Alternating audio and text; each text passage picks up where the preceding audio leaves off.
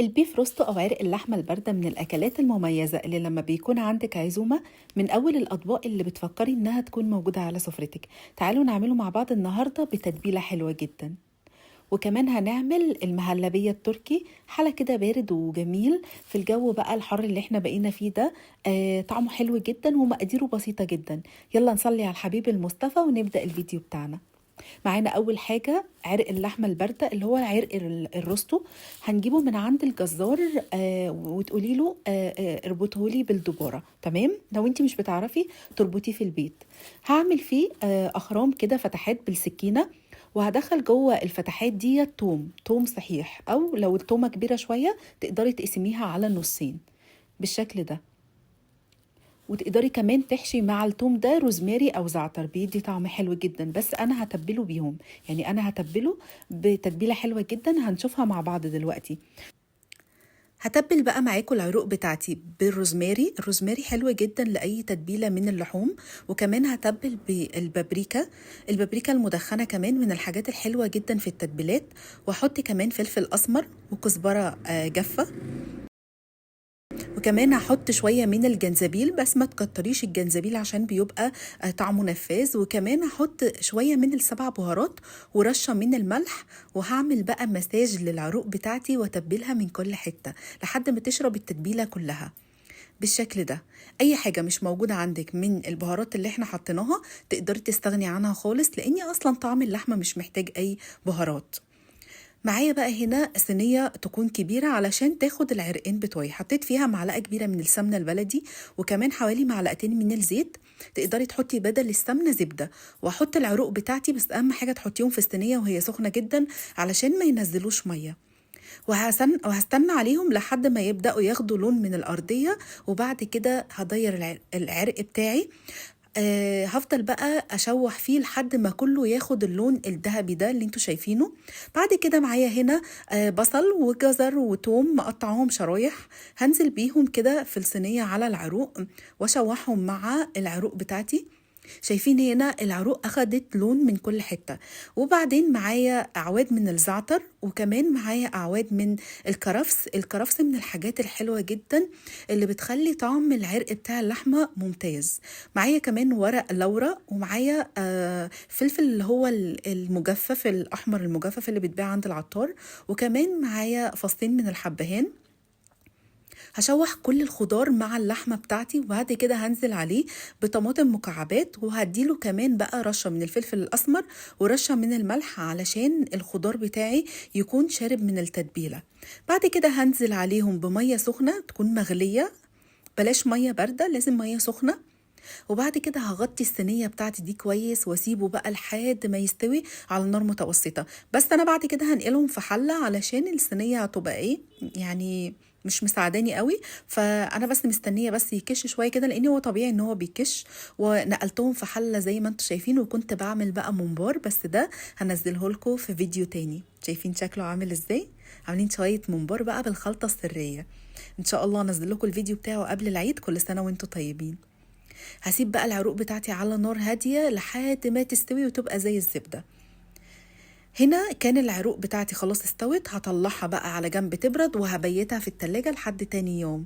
تقدري تسيبيها في التلاجة بس لحد ما تبرد، ولكن انا كده كده كنت احضرها يعني تاني يوم. وده هنا شكل اللحمة بعد ما قطعتها. أنا قطعتها حلقات مدورة، أنا كنت مقطعها معاكم بالفعل في الفيديو، ولكن المقطع ده اتحذف وأنا بمنتج الفيديو، سامحوني بقى. أنا قطعتها حلقات ورصيتها بالشكل ده، وعملت معاها خضار سوتيه. إن شاء الله نعمله مع بعض في فيديو تاني، سهل جدا وبسيط وبيبقى طعمه رائع معاها.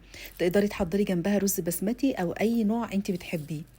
تعالوا بقى ندخل على الحلو بتاعنا. معايا هنا حلة هحط فيها نص كوباية من السكر، وكمان هحط فيها نص كوباية من الدقيق.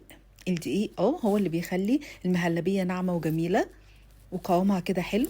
وربع كوباية من النشا، يعني نص كوباية سكر، نص كوباية دقيق، ربع كوباية من النشا. وهحط لتر كامل من الحليب، اي نوع حليب انت بتحبيه. هفضيه كل ده طبعا على البارد، وهقلبه كويس قوي على البارد لحد ما كل المقادير دي تختفي وتبقى ناعمة جدا مفيهاش اي تكتلات بالشكل ده. معايا كمان معلقتين كبار من الزبدة وكيس من الفانيليا. لو عندك فانيليا سايله تقدري تحطي رشه بسيطه يعني نقطتين. ومعايا كمان كيس كريم شانتيه بس مش هستخدمهم دلوقتي. هرفع الحله بتاعتي دي بقى على النار وهفضل اقلب فيها لحد ما تتماسك معايا. مش هسيب المضرب خالص علشان لو سبتها على النار هتعمل تكتلات مش هتبقى ناعمه. هنا بدأت تربط معايا. هحط كيس الفانيليا وهحط كمان الزبده بالشكل ده. يعني تقدري تحطي اقل كميه من الزبده بس الزبده بتخليها طعمها غني اكتر وناعمه كده وجميله يعني بصراحه. هفضل اقلب فيها بقى لحد ما تمسك وتربط معايا بالشكل ده. هنا كده خلاص كانت خلصت. شايفين شكلها عامل ازاي؟ الزبده بس تسيح وهشيلها خالص من على البوتاجاز بالشكل ده. تحفة وريحتها خطيرة وحاجة سهلة جدا متاخدش منك اي وقت. هنقلها بقى في طبق او بولة خارجية علشان تبدأ ان هي تهدى من الحرارة بتاعتها. هنزل كل اللي في الحلة. شايفين النعومة بتاعت المهلبية وهي نازلة عاملة ازاي؟ هحط هنا بقى كيس الكريم شانتيه وهي سخنه زي ما هي، ما تسيبوهاش تبرد ولا اي حاجه عشان ما تعملش قشره خارجيه. يعني الطبقه اللي هي بتبقى فوق الوش دي مش عايزينها تعمل قشره ولا اي حاجه، عايزين نضربها وهي سخنه كده علشان تنعم معانا. وبالمضرب الكهربائي هضربها كويس جدا جدا مع الكريم شانتيه علشان تنعم. ما عندكيش مضرب كهربائي بالمضرب اليدوي اللي احنا كنا بنعمل بيه على البوتاجاز مفيش مشكله، اضربيها بس كويس جدا لحد ما تنعم. بعد كده هجيب الحروف بتاعه الطبق كده علشان ما يكونش فيه كريم شانتيه موجود في الجناب، وهضربها ضربه كمان وكده تبقى جهزت معانا. اهم حاجه تضربيها بالمضرب لحد ما تنعم جدا وتبقى بالشكل ده. شايفين شكلها عامل ازاي؟ خطيره. عايزاكم تجربوها هتعجبكم جدا. مقاديرها سهله وبسيطه مفيهاش اي حاجه وكلها بتتحط على بعض وخلاص على كده. هنا بقى جبت الاطباق بتاعتي اللي انا احط فيها او حطيتها في الاطباق بالشكل ده. انا عايزاكم بس تشوفوا النعومه بتاعت الكريمه وهي نازله في الطبق. ده كله نتيجة ان احنا قلبنا كويس جدا وهي على النار وما سبناش الكريمة على النار لوحدها فعملت تكتلات. لا، احنا فضلنا نضرب كويس جدا. تقدري تدخليها التلاجة تبرد وبعد كده تحطي عليها المكسرات اللي انت عاوزاها، وتقدري تحطي عليها المكسرات وتقدميها وهي دافية مفيش اي مشكلة. انا هنا يعني كان عندي شويه مكسرات مجروشه كده زينت بيهم. وهنا حطيت عين جمل. تقدري تقدميها ساده وتقدري تقدميها بمكسرات او بزبيب او بسوداني وبس كده. يعني مش لازم تحطي مكسرات يعني عشان ما تبقاش مكلفه عليكي. وهنا كان عندي مكسرات مفرومه فحطيت برضو في الطبق التاني ده.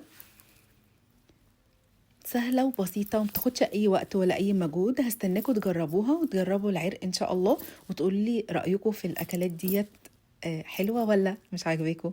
بس إن شاء الله تعملوها وتعجبكم جدا. حطيت هنا كده كاجو بس كده. وبعد كده هندخلها التلاجة بقى علشان اللي بيحب ياكلها ساقعة ياكلها واللي يحب ياكلها وهي لسه دافية كده مفيش أي مشكلة.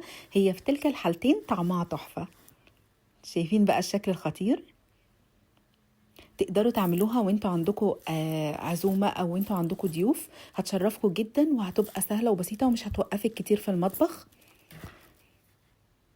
دي كده كمان ما كانتش لسه دخلت التلاجة، يعني لما تدخل التلاجة كمان هتمسك شوية اكتر بالشكل ده.